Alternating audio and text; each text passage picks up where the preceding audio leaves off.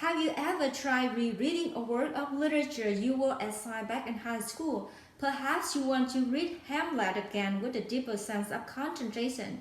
If you have, you may remember enjoying the work more than you did in high school. This is probably because in high school you had to read these works, you carved time out of your teenage life to read them. Those who read them again later in life make a choice to read. Why are experiences so much richer and meaningful when we choose to experience them? This is a question that comes to mind when I think about the policy that require high school students to do community service in order to graduate. Today, I will explain why school boards across America should think twice before implementing or continuing policies that require high school students to partake in community service, because these policies do more harm than good. According to the American Association of School Administrators, this policy promotes quality learning. After all, it allows students to make friends and receive essential work experience. More than anything, it helps students to learn what it means to become an active member of their communities. More abstractly, community service is good with a capital G. Communities are better when people have the pool, so human beings should all strive to learn these skills at young age. It will make things better, right? Given the amount of effort that goes into voluntary community service, these questions are really important. Before the COVID-19 pandemic, students in Chicago and Jefferson Parish, Louisiana faced between 40 and 60 hours of community service before a deadline. This is a lot of time at a crucial time in a teen's life. At first, I thought policy that mandates community service was a wonderful idea.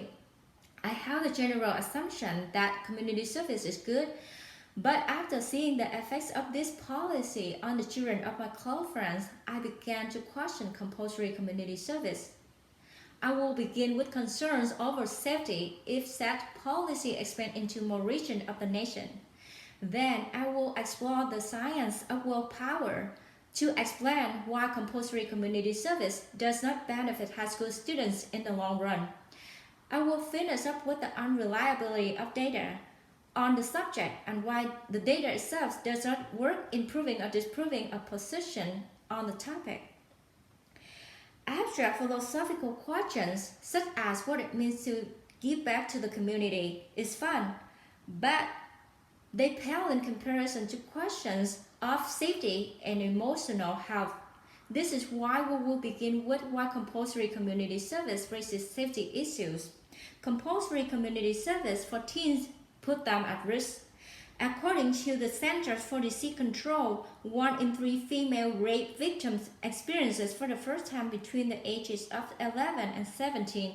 Given high juniors fall right in the middle of these numbers, it's reasonable to conclude that forcing them to meet with strangers for several hours at a time might pose some risk, because unlike school instructors and administrators, those who organize community service events and their fellows organizers are not required to pass background checks. Of course, advisors and school officials can work together with community service organizers to make the plan possible. However, given a typical graduating class can have upwards of 600 students, it would be impossible to guarantee the safety of every student. Now that I have cleared any concerns on safety, it's time to dive into the science of willpower.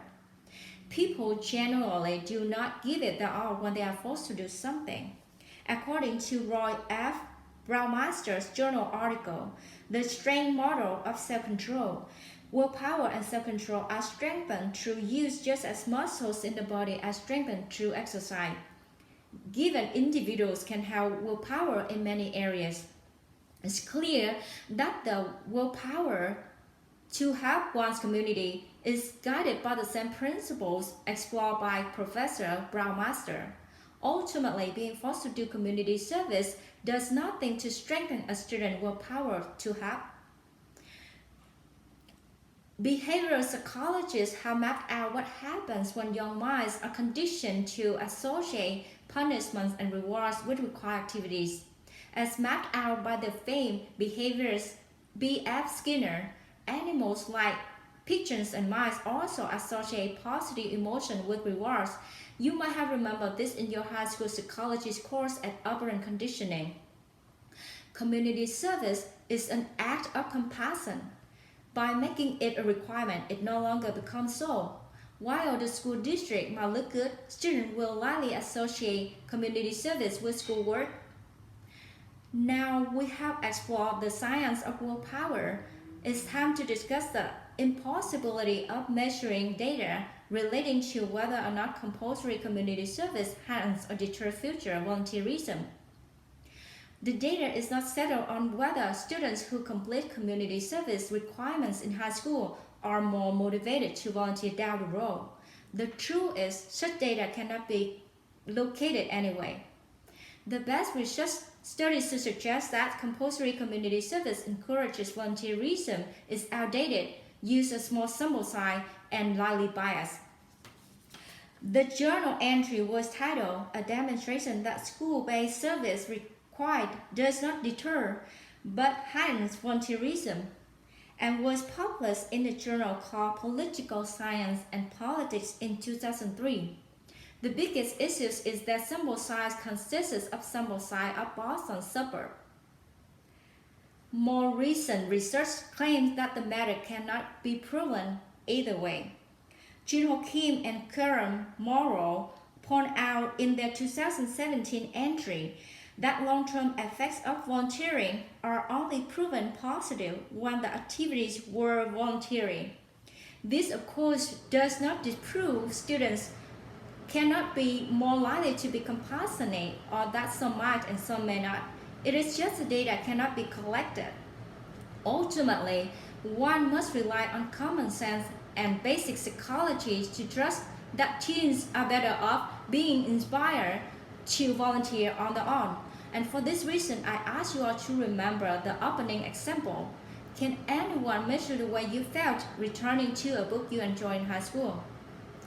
Today, we discuss the safety concerns raised by the school district who consider making high school students do community service in order to graduate. As America struggles to improve social conditions for many communities, the last thing she should do is to put young people in potentially uncomfortable situations with strangers. We discuss the science of willpower and operant conditioning, made famous by behavior psychologist B.F. Skinner. It would not be smart to make teenagers associate community service with schoolwork. We also finish up with the problem of being unable to acquire data on the futures of high school students who do community service in order to graduate. As mentioned before, giving back to one's community is good with a capital G. This is precisely why it should not be a graduation requirement. Community service comes from a place of deep humility and gratitude. The time and energy administrators place in and acting compulsory policy could be placed in inspiring and motivating students to find it in their hearts to do community service on their own. This way, they will mean it when they give back, and they will mean it when they are no longer to students, just as they will enjoy Hamlet when they are in their 30s. Thank you.